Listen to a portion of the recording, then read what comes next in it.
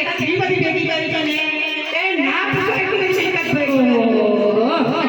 પછી મારા આને શું દીધું છોકરાઓ પરણાયા પેલા ભણાયા ગણાયા પરણાયા બધું વપરાઈ ગયું પછી મારી આને બહુ આવી એ જુદી કરતી રહી જુદી કરતી રહી ત્યાં મારા દોસ્તી વાન કેવી દશા થાય અને મારી દોસ્તી કેટલી બધી ગરીબડી ભોળી ભાગી મારી દોસ્તી એવી છે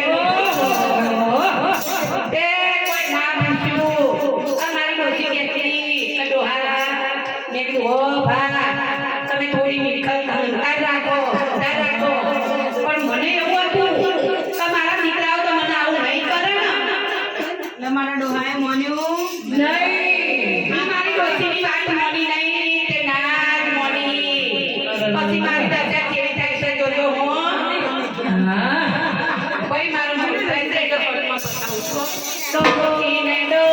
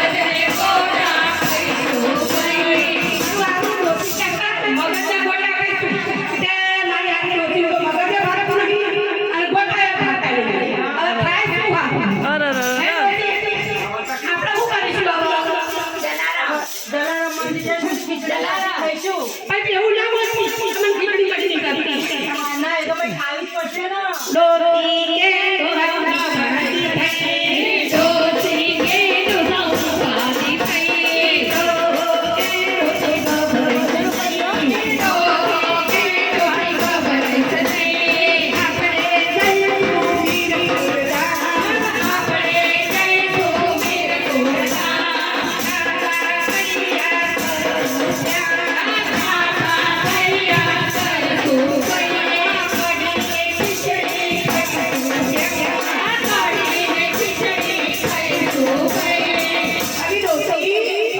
કઢી મીઠી તો મને ભાવતી નહીં શું કરીશું? શું કરીશું? છોકરા તો રાખતા નહીં, ખાવું તો પડશે ને. ના ડોસી હવે જવાય નહીં છોકરાએ ધક્કા મારી નહીં આપણે કાઢી મેલ્યા છે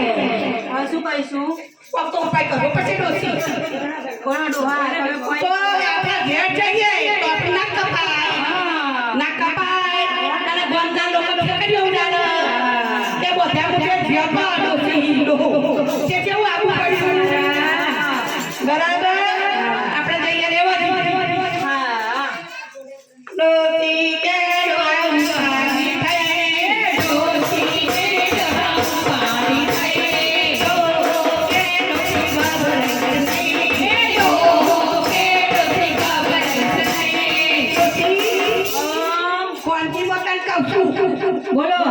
કહું આપણે જઈશું રેવા કોઈ કહેતો નહીં કહું આપણે જઈશું નદીમાં નાખીશું અને ચડાઈ જઈશું આવો પછી વૈકુંઠમાં જઈશું. ના ડોસી આપણે નદીમાં રેવાદીમાં ચડાઈ જઈએ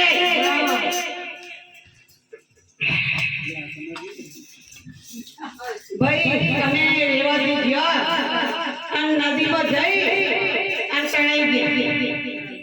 ગયા ઘરે વહુનો છોકરાઓ ખબર પડી મારા આરા શું કે ખબર કરો છોકરાઓ બેકાર વાળી થાય છે અને બાયડીઓ નથી બધી વાતી આ તો જીવ ખોખું અને જીવ ચોખ્ખું અને 12 મહિના લાડવા પતી ગયા આવું બધું કોને કર્યું કૃષ્ણ તો નહીં